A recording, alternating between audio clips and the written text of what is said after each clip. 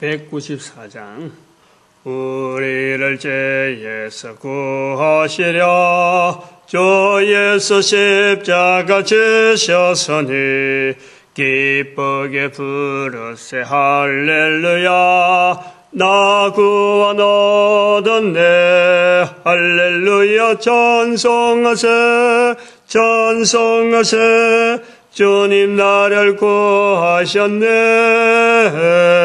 찬송하세 찬송하세 주가 구원하셨네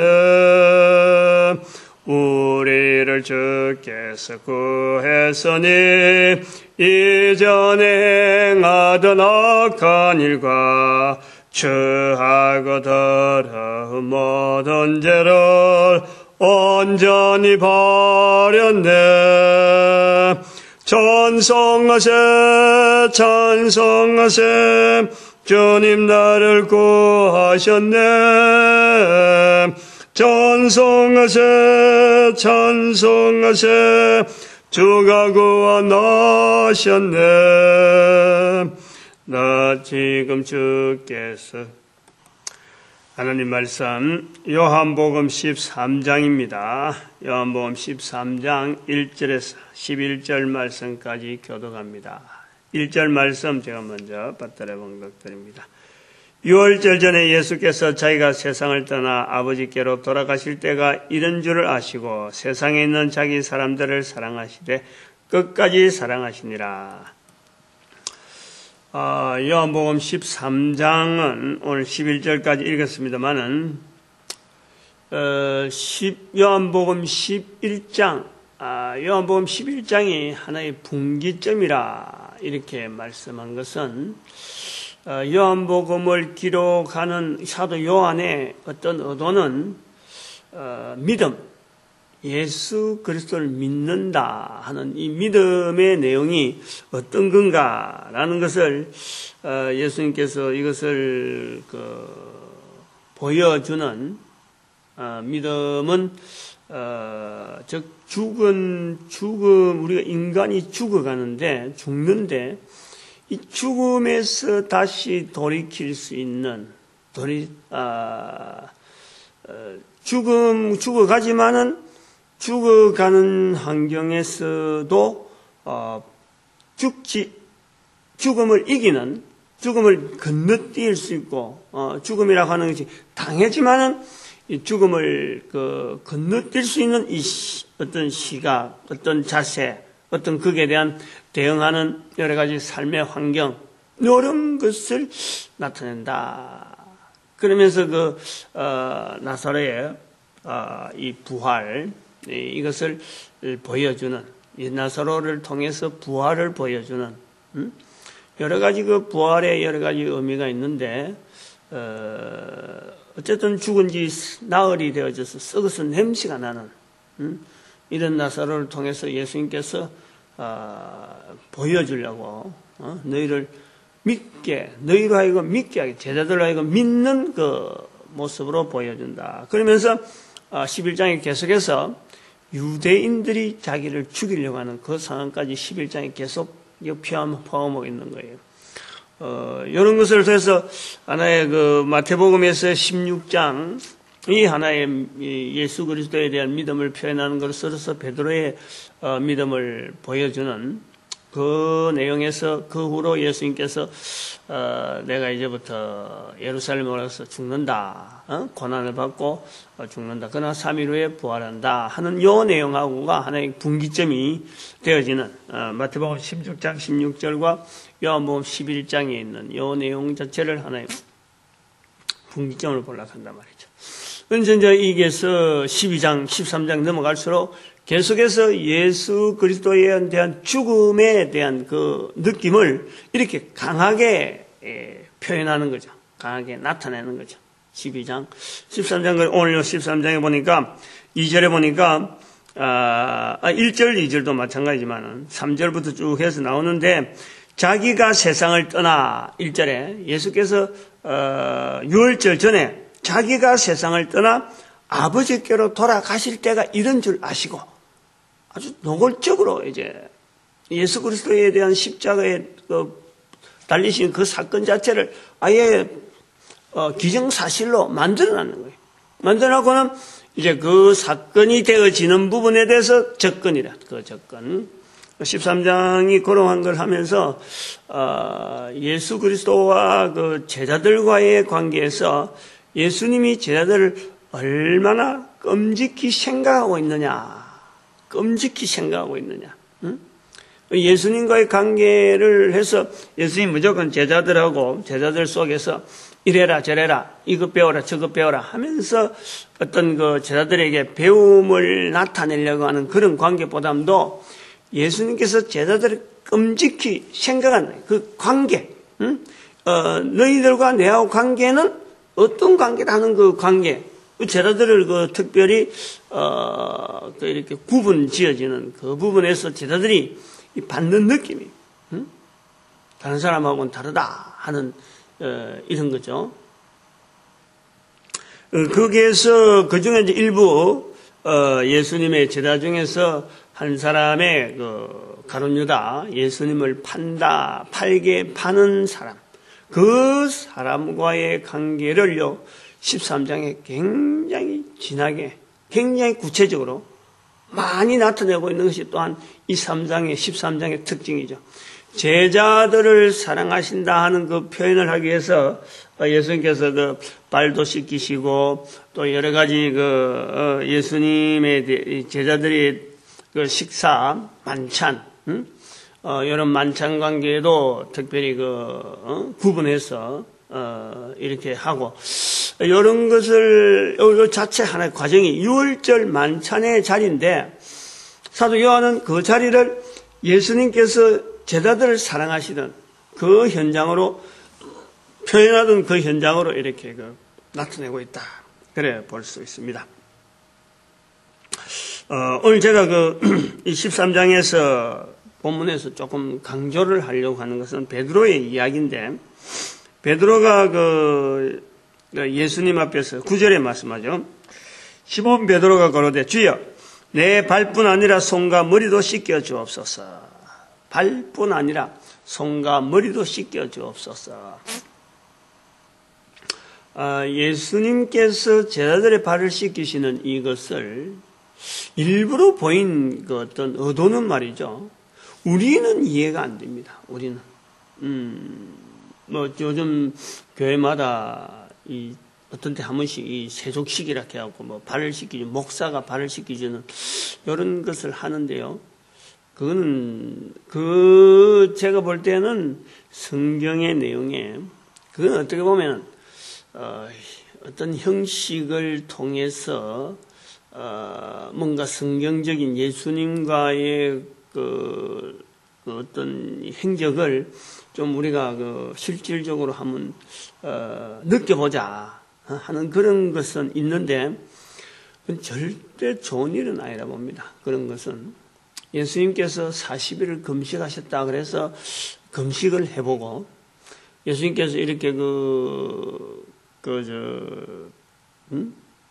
세족식 했다 그래서 그것을 우리가 세족식 한다 하는 거는요, 절대 좋은 자세가 아닌 거예요. 저는 그래 봅니다. 다른 말로 하면은 세족식을 할 때에 세족식을 거행하는, 소위 말하면 예수님의 자리에서 발을 씻기는 사람과 예수님과의 자리를 같이 놓고 같이 놓는 거예요. 서로가 발을 씻기는 것은 어찌 보면은 자연스러운, 한번 해볼 만한 일이에요. 그런데 이거를 교회가 공식적으로 한다든지 안 그러면 이런 일정한 어떤 장소에서 날짜를 정하고 참석하는 사람들을 정하고 이러면서 하나의 형식화되어져서 예수님이 발을 씻기듯이 제가 여러분의 발을 씻기십니다 라고 하는 이런 리더자가 구분되어 있는 이런 거는요, 절대 그거는 금해야 된다 말이에요. 금해야 된다. 뉘앙스가 또 벌써 간격을 띄하는 간격을. 예수님의 자리, 제자들의 자리 하는 예수님의 자리에 들어있는 사람, 요 구분이 되어지면 안 될 것 같아요.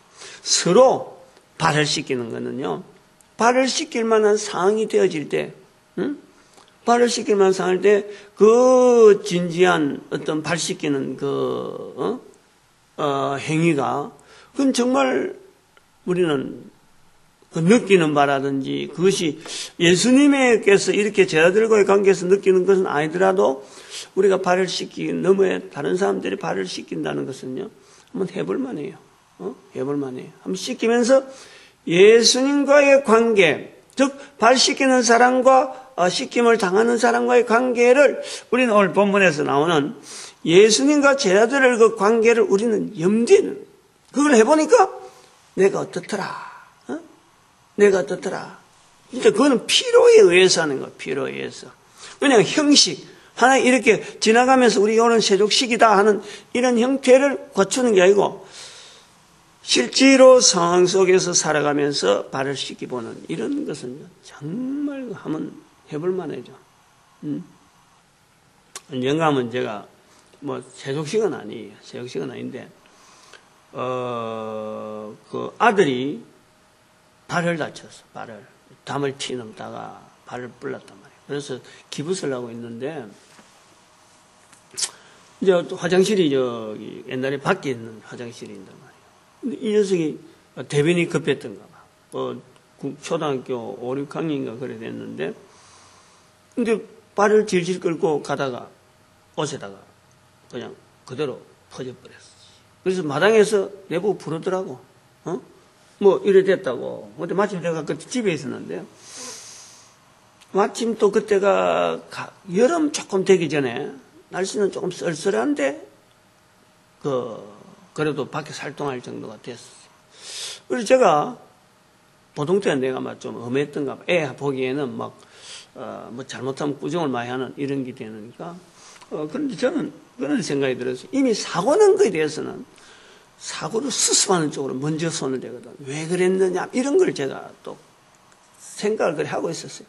하기 전에는 안전사고를 위해서 막 잔소리를 많이 하는데 일단 터져버리면은 빨리 사고라고 생각하고 뭔가 수습이 그것부터 수습부터 하고 그 다음부터는 나머지 일을 한다. 이런 것이 나름대로 되니까 애가 그것을 마당에서 싸버렸어. 그래갖고 나를 부르더라고. 그래 보니까 응급추추마에 써 있는데 변소 가다가 자기가 쌌다는 거지. 그럼 상황이 어쩔 수 없는 상황이라. 그래서 저는 아무 말 안 하고 옷을 벗기고 그 자리에서 그 마당에서 그냥 씻겼어요. 나는 아무 생각 없이 그냥 막 이렇게 해야 된다고 했는데 이걸 이제 애는 되게 생각을 했던가 봐. 나름대로 굉장한 생각을 했던가 봐. 응? 지저분한 건데 직접 내가 손을 문대고 몸에 다 씻겨주던가 마당에서 뭐 그걸 좀 생각하고 성생님한테 이제 그런 일기 비슷하게 아마 써냈던가. 그러니까 성생이 그런 이야기를 아주 엄마한테 해가지고 엄마가 내한테 이제 얘기를 하더라고.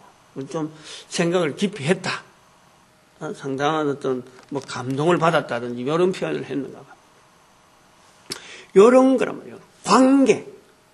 발을 씻긴다라고 하는 것은 우리가 흉내를 내가서 씻는 것이 아니고 발을 씻긴다는 것은 이 관계를 맺는 아주 굉장한 어떤 충격을 받는 거죠. 그런 느낌에서 그런 데서 1절에 이런 세족식을 통해서 끝까지 사랑하시니라 하는 이 사도 요한이 표현하는 거예요. 그 감동을 아주 진하게 받았다는 거지 거기에서. 아주 대단한 어떤 뭐 다른 제자는 어떻게 했는지 모르지만 사도 요한은 굉장히 이걸 예수 그리스도께서 우리를 끊자 죽는다고 해서 끊어지는 사이가 아니고 이 죽어도 어떤 연결되어지는 한번 이런 관계로서 세족식을 했구나. 이제 죽을 줄 알면서도 예수님께서 이런 것을 우리하고 관계를 맺으려고 죽으면 다 흩어지는데 죽어도 흩어지지 말자 하는 어떤 결단적 어떤 맹세라 이런 형태로 보여주는 거로 제 서성이 제자에게 먼저 보여주는. 제자들이 서로 간에 우리가 서성이 죽더라도 우리는 흩어지지 말자라고 하는 이런 결의를 해야 되는데 예수님께서 먼저 제자들과의 한 사람 한 사람의 관계에서 세족식을 통해서, 세족하는 이 모습을 통해서 제자들과의 그 관계를 꽉 붙잡아두는 그것에서 사도 요한은 끝까지 사랑하시니라 하는 것을 표현하는 거예요. 느꼈다는 거죠. 강하게.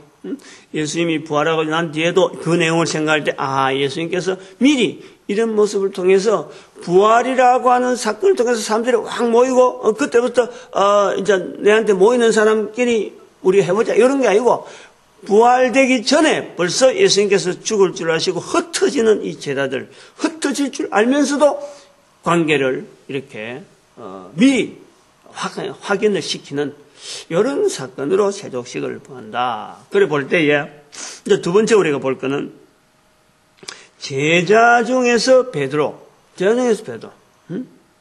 발을 씻기자 하고 넘어올 때 제자인 베드로가 거부하는 거예요. 발 씻겨오는 걸 보는데 이제 개인이 느끼는 게 있을 거 아니에요. 한 사람 다른 사람은 느끼는데 각 사람만 느끼면서 사도 요한은 그런 걸 통해서 어떤 지나오니까 예수님께서 우리를 너무 사랑한 표시다 하고 이제 표현하는데 그 당시의 상황에서는 베드로가 볼 때는 이게 아닌 거죠. 이럴 수가 없는 거지. 어떻게 스승이 제자의 발을 씻긴다라는 것은 생각 안 했죠. 그 당시 발 씻긴 사람은 손님으로 집으로 들어가면은 귀한 손님일 때에 발 씻을 물을 내주고 조금 더 귀하다 하는 어떤 계층이 있으면은 완전히 몸종이라고 되어지는 사람, 발 씻기는 사람이 있다, 별도로. 있다는 거지. 그래서 발 씻긴다라는 것은 이거는 최고로 자기를 낮추고 발 씻긴 사람을 최상으로 두는 이런 자리가 당시의 풍습이, 당시의 인식이라, 인식.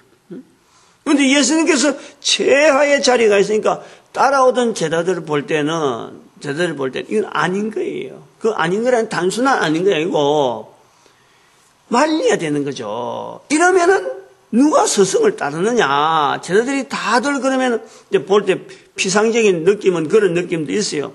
요렇게 하면은 우리가 스승을 따르는데 스승의 자리가 없지 않느냐. 우리가 스승 따랐다는 게 완전히, 엉터리 아니냐.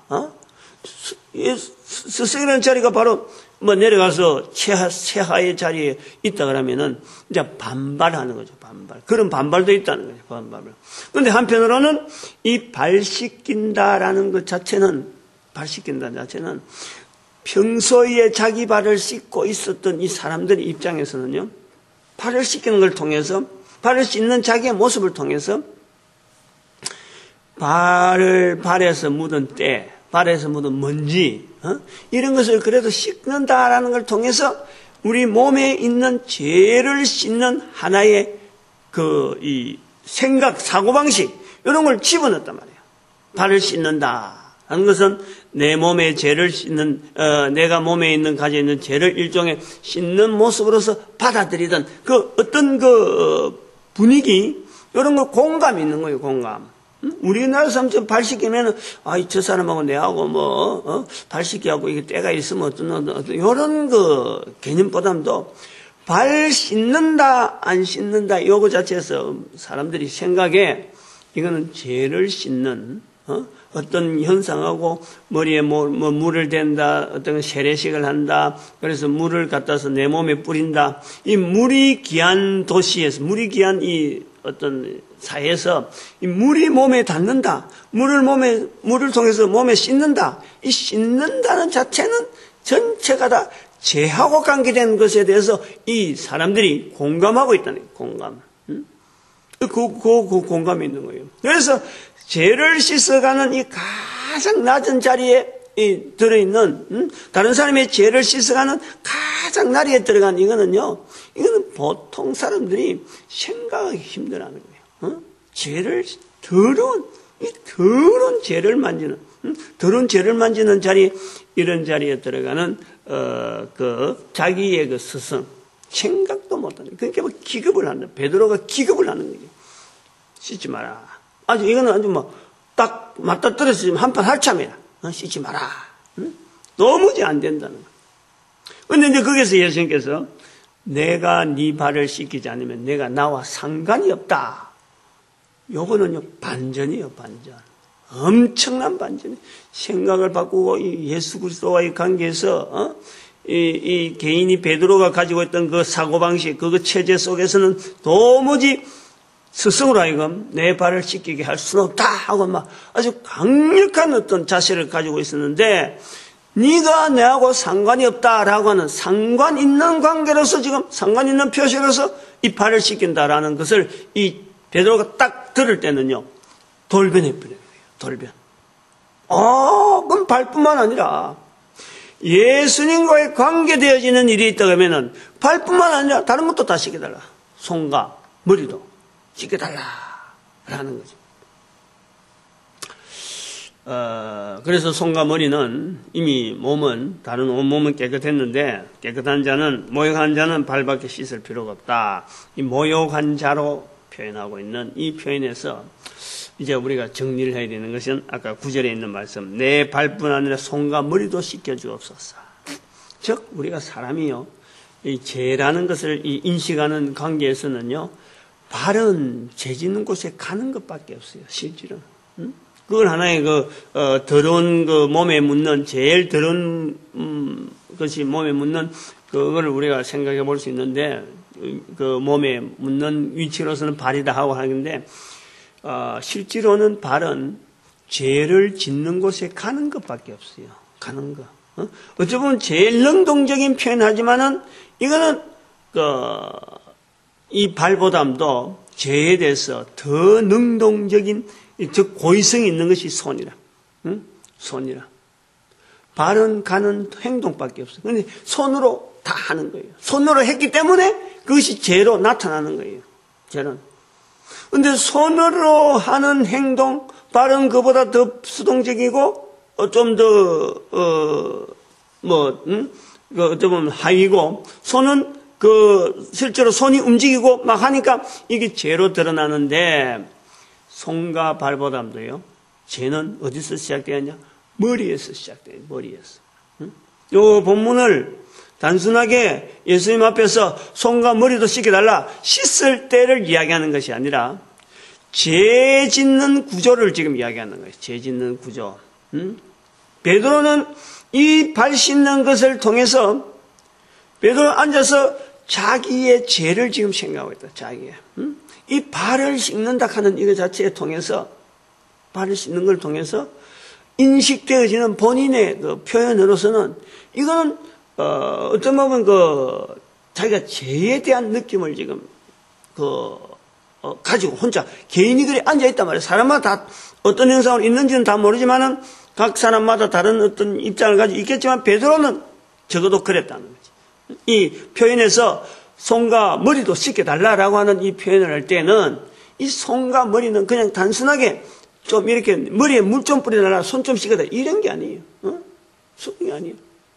그래서 발을 씻긴다 하는 것을 이렇게 쭉 오면서 베드로는 지금 이 발을 통해서 씻어주는 예수님의 그 모습에서 죄를 씻기시는 그 내용을 지금 자기가 은근히 연상을 하고 있었던 거죠. 연상을 하고 있는.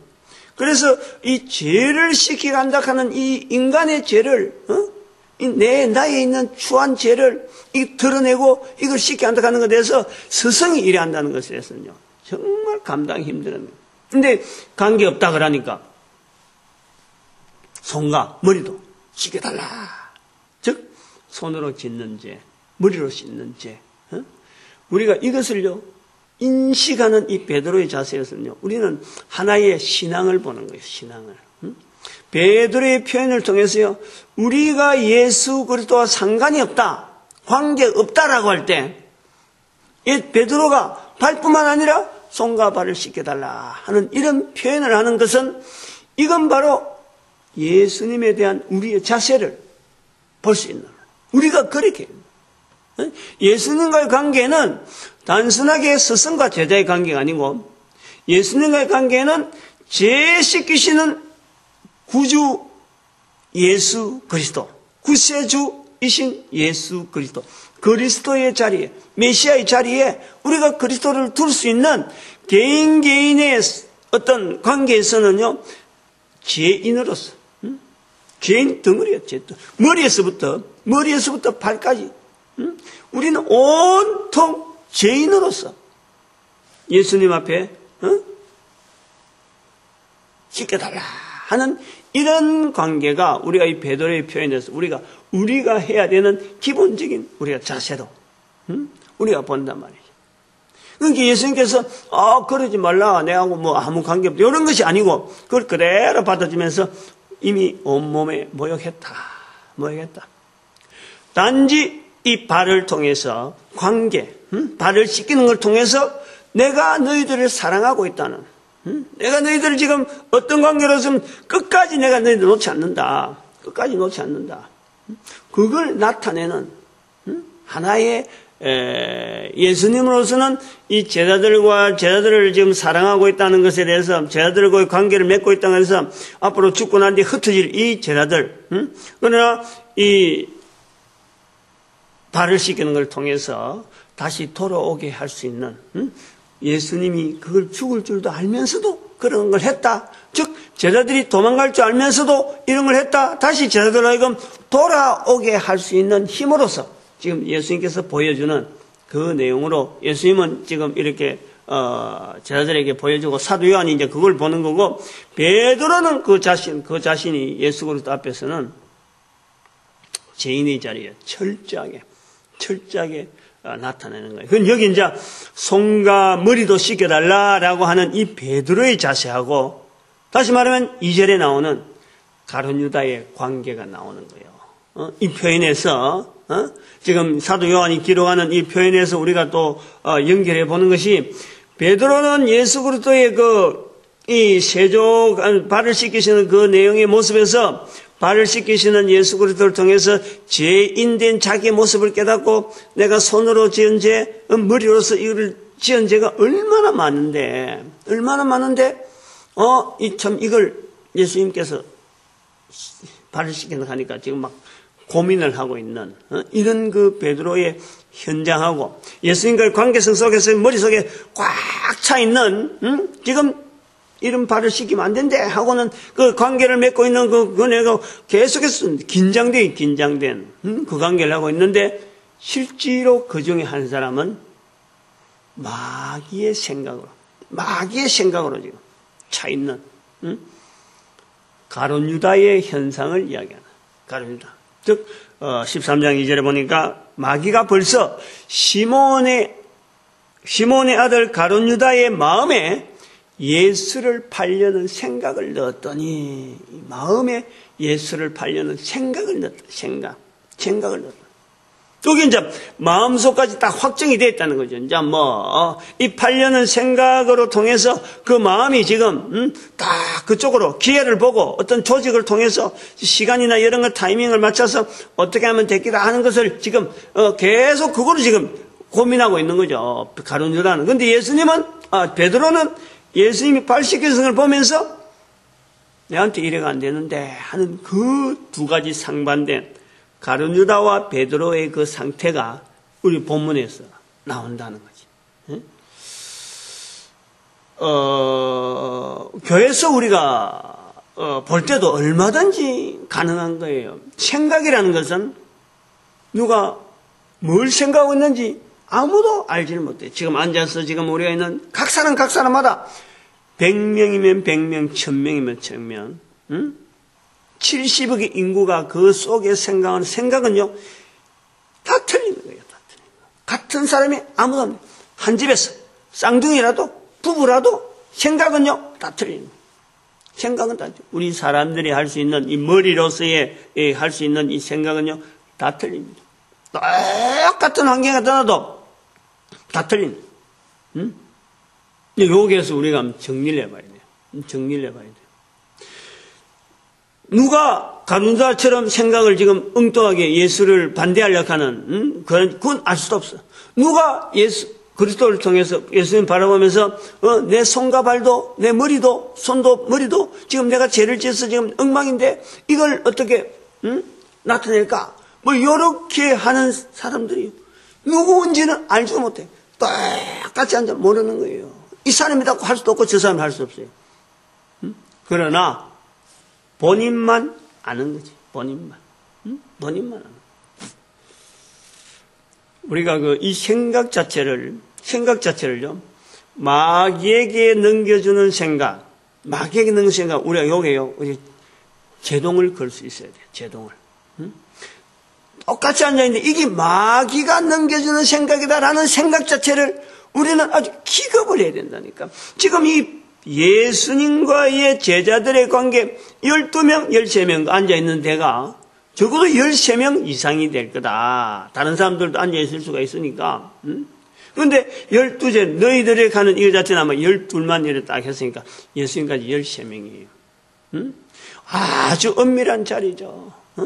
그게 어떤 시간 자체가 다른 거하고 비교할 수 없는, 예수님 자체도 지금 마음이 굉장히 지금, 바로 지금 오늘 저녁에, 바로 오늘 밤에 이제는, 붙잡히는 마지막 저녁이잖아요, 마지막 저녁.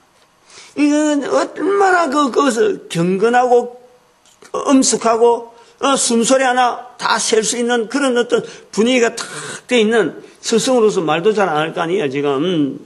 앞으로 있을 몇 시간 후면은 어찌 될 거다 하는 이런 본인이 예수님께서 느끼고 있는데 아무 말씀이나 했겠어요. 아무 말씀이 그렇게 많지 않을 거다 하는 우리가 깊은 어떤 정적을 우리가 느끼는데, 그런 과정에서도 가룟유다가 있다는 거지. 그런 과정에서도 베드로의 표현을 통해서 우리가 두 사람의 모습을 우리가 비교해보는 그런 과정이 있다는 거예요. 그거는요, 우리 교회에서 없다. 우리는 가룟유다가 없다. 라고 말하는 것 자체가요, 엉터리예요. 두 사람만 있어도 그 자리가 될 수 있는 거예요. 두 사람. 그거 알 수가 없는 거예요. 그런데 자기에게 들어가는 이 사탄의 생각을 내가 끄집어내요. 내가 누구든지 가능한 거예요. 이것을요, 내가 항상 다투어야 돼요. 내 머릿속에서부터, 내 생각부터 이걸 다투는, 가룟유다에게 주어지는 사탄의 생각 자체를 다투는 그 모습이요, 개인에게 있어야 돼요. 개인에게. 이거 해야 된단 말이에요, 이거. 교회 안 나온 사람들은 이런 말 안 들으니까, 이런 이야기를 못 들은 사람은 도대체 사탄과 다툰다는 이것은요, 생각도 할 수 없어요. 생각을요. 사탄과 다툴 수 있는 것은 사탄을 인간이 대적할 수 있는 이 힘은요, 철저하게 성령님에 의해서 나오는 거예요. 방법이 없는 거예요, 방법이. 인간이 다툴 수가 없어요. 인간의 능력으로는 다툴 수가 없어요. 가룟유다의 이 사탄의 생각을 넣는다라는 이 생각을, 예수님 팔리는 생각을 넣는다. 이것이 바로 에덴 동산에서 아담과 하와에게 하나님을 마음에 두지 않으려고 하는 그 마음, 하나님을 이제 떠나려고 하는 그 마음이 생기는 거예요. 가룟유다에게 있는 예수를 팔려는 생각이 바로 에덴 동산에서 생명나무와 선악을 알게 한 나무의 실과에 선악을 알게 한 나무의 실과를 먹으려고 하는 생각이 들어가는 거예요. 차츰. 어느 세월 동안에 어느 기간이 경과했는지는 알지 못하지만 그 시간이 굉장히 오래 간 거예요. 그 생각이 처음에 싹 들 때부터 그것이 마음에서 자라서 생각으로 자꾸 되어지면서 그것을 이제는 뱀에게 전가하는 그 과정까지 뱀이 시켜서 그렇다. 라고 하는, 하나님이 만드신 뱀이 시켜서 그렇다. 라고 하는 이 변명까지 넘어갈 때까지는요, 시간이 굉장히 걸리는 거예요. 오래된 시간. 꾸준하게 사탄은 그거 하나 바라보고 계속해서 접근했고, 인간은 단순하게 그냥 노출되어 있었던 거지. 그런데 그 집요한 작은 생각 하나가 결국에는 인류 전체가 하나님을 떠나는 그 마음을 표현하는 그런 것으로 우리가 보아지는 거예요. 이걸요, 우리가 사탄의 생각을 싸우는, 깨뜨리는 이 일을 해야 된단 말이에요. 이 일을. 개인이 해야 돼요. 이걸 안 하면은, 예수님의 제자 중에서도 예수님을 떠난 사람이 당연히 나오는 거고, 나올 수밖에 없고, 에덴 동산에서 하나님을 떠나는 인간인데, 그거 뺄 수 없어요. 근데 여기에 대해서 원리를 우리가 예수 이름을 내 증인되라 하는 이 말씀에요, 키를 찾아야 돼, 키를. 응? 즉, 예수님이 내 증인되라 하는 그 말씀에서 제일 앞에 나오는 것이 성령이 너에게 임하면 성령님을 근거하는 거예요. 응? 성령님을 근거해서 내 입에서 마태복음 10장 32절의 말씀처럼 계속해서 내 입에서 예수 이름이 자꾸 나오게 되어지는 이것을요, 내가 인식을 하는 거예요. 내가 지금 이게 나오느냐 안 나오느냐 이것 따라서 결국에는 사탄의 생각이 들어오는 이 통로에 내가 대적하느냐 쫓아내지 못하느냐 하는 메타기. 요걸 우리가 염두에 되는데, 요걸 염두에. 응?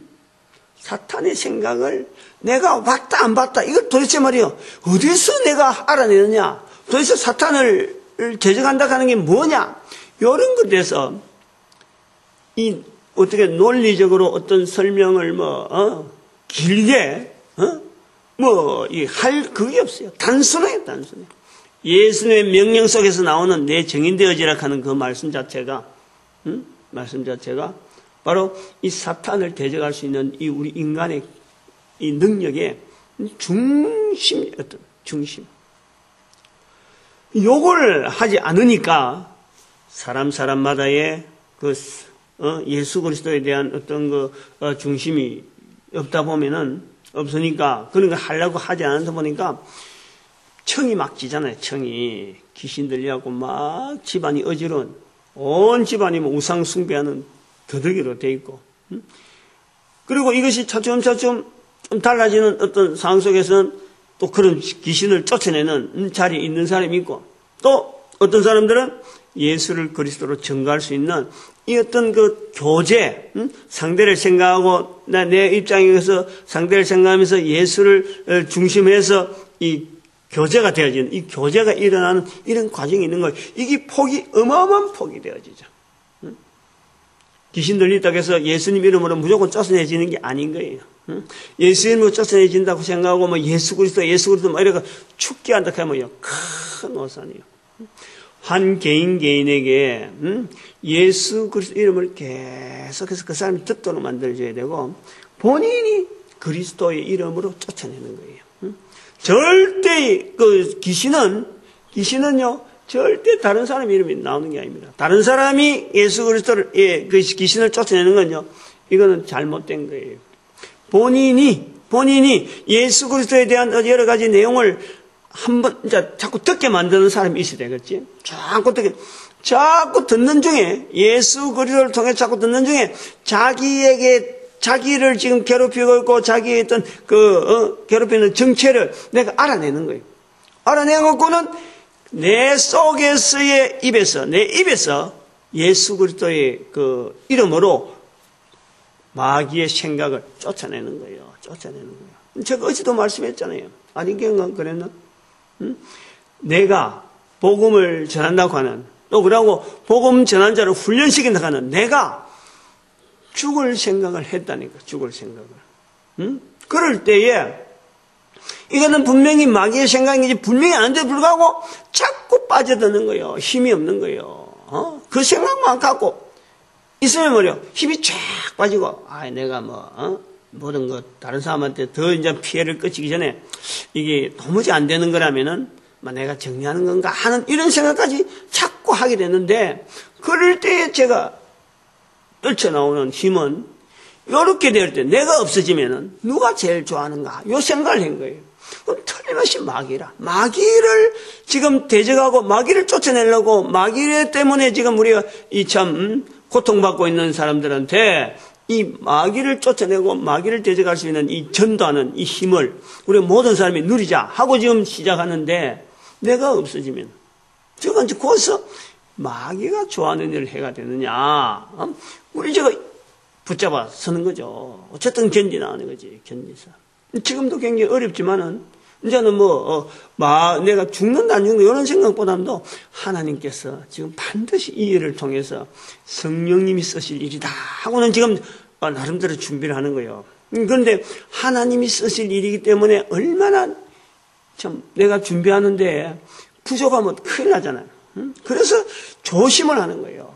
어떻게 하면 이게 될 수 있는가 하는 것을 인간적으로 생각해서 될 수 있는 어떤 내가 할 수 있는 가능성을 최대한의 어떤 환경을 만들어가면서 지금 준비하고 있어요. 그래갖고 내가 죽더라도 이건 써야 된다. 그런 자세가 있는 거예요. 내가 죽더라도. 왜냐하면 인터넷 환경을 통해서 하다 보면은 내가 없더라도 그 요런 거 주창을 하는 사람이 없더라도 될 수 있는 것이 요소가 너무너무 준비가 잘 되니까 그 환경을 통해서 해야 되겠다 하고 지금 준비하는데 그게 이제 그 사이버 보건 전도학교라든지 뭐 70인 전도대 운동이라든지 일식 기부 국민운동 뭐 이런 어떤 그 부분에 이제는 그 준비를 한다 이런 겁니다. 좀 말이 좀 길어졌는데 정리를 해야 돼요. 똑같이 앉아 있어도 죄에 대해서 생각하고 있는 자가 있고 예수 그리스도를 통해서 어떻게 하면 내 이익을 볼까? 교회 와가지고도 이렇게 생각하는 사람이 얼마든지 있을 수 있어요. 그게 교회입니다. 그러나 여기서 1절에 말하는 끝까지 사랑하신다 하는 이 표현을요. 우리는 아주 중요하게 봐야 돼요. 끝까지. 가룟 유다로 하여금 예수님께서 계속해서 가룟 유다로 하여금 이렇게 알리는 건요. 가룟 유다를 지적해서 니는 나가라 이런 것이 아니에요. 니는 우리하고 관계없다 이런 게 아니에요. 여기 13장에서 우리가 봐야 될 것, 지금은 뭐 조금 초기니까 안 보여주고 지금 넘어가는데 오늘 본문까지는 그게 안 되는데 예수님께서 계속해서 가룟 유다로 하여금 회개하는 자리에 이르게 하는 그 예수님의 제스처와 예수님의 그 접근 이걸 우리가 찾아내야 되죠. 이걸 예수님은 한 영혼이라도 예수님을 통해서 걸림돌이 되어질 수 없도록 최대한의 배려해주고 참아주고 이 기다리는 그 예수님의 그 광경도 우리가 13장에 볼 때는 12명 중에서 한 명이 죄 짓는 자리에 있으면서 우리는 볼 때 가룟 유다니까 이렇게 함부로 탁탁 끊는 거요. 절대 잘못. 저 사람 가룟 유다야 라고 말할 수 있는 사람이요. 아무도 없는데 우리는 함부로 말을 하고 있는 거죠. 예수님은 절대 그런 환경 속에서 이 가룟 유다를 이렇게 그 12제자 중에서 잘라내가지고 너는 어차피 안 된다. 이런 아닙니다. 우리가 성경 13 나중에 차라리 태어나지 않았다면 좋을 때라 이런 표현도 나옵니다만은 그걸요 완전히 거꾸로 잡아야 돼. 거꾸로. 우리가 생각하는 데에서 거꾸로 잡아야 돼. 이건 안 될 놈 하는 거 안 되는 거야. 예수님께서는 절대 인간이 안 될 놈이라고 보는 인간은 한 명도 없어요. 모든 인간들이 다 예수 그리스도를 통해서 구원받기를 바라는 거예요. 우리가 자르는 거예요. 이슬람교라서 안 되고 불교라서 안 되고 저거는 뭐 평생 저거는 그 제사만 짓던 집안에서 안 되고 귀신이 저렇게 들어있으니까 안 되고 이런 것은 우리가 하는 거죠. 우리의 생각이.